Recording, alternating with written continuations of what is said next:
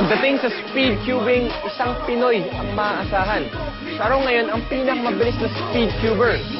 Ito nga bang kaya niyang isolve ang isang 3x3 na speed cube in just 10 seconds?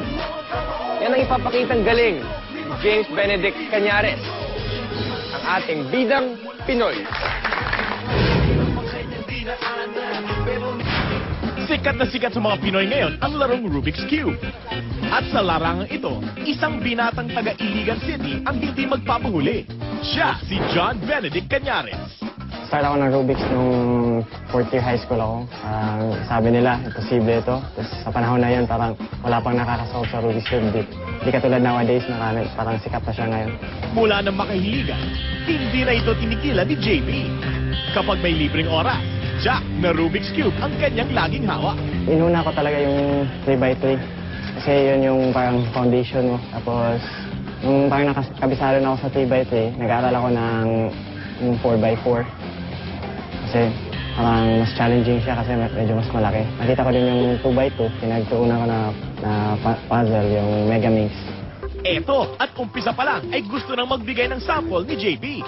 Kaya niya rin masolve ang iba't ibang Rubik's Cubes na ito sa loob lamang ng 6 na minuto.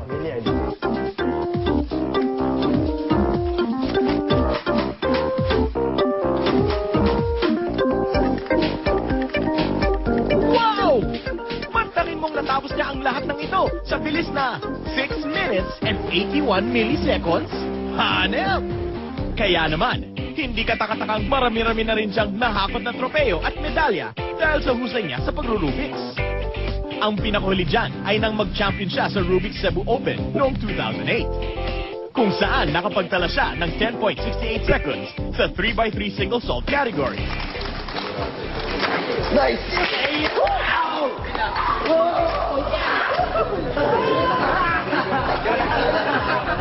Hawak din ni JB ang number 52 sa top 100 world ranking ng 3x3 category.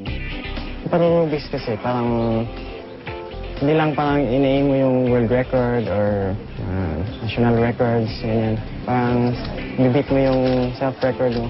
Each time mag-set ka ng goal, tapos i-beat mo siya.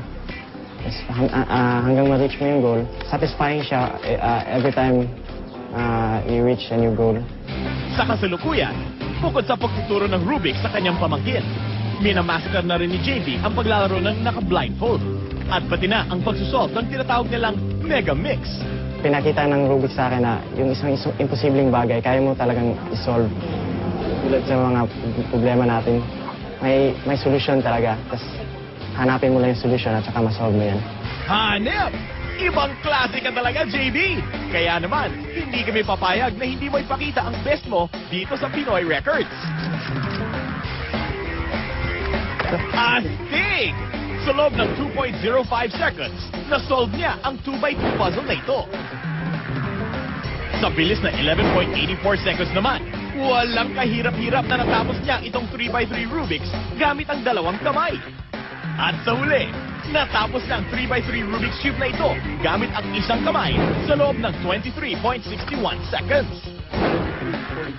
Walang kaduda-duda, isa kang tunay na bida dito sa Pinoy Records. Si JB Cañares, pasok ako sa Pinoy Records.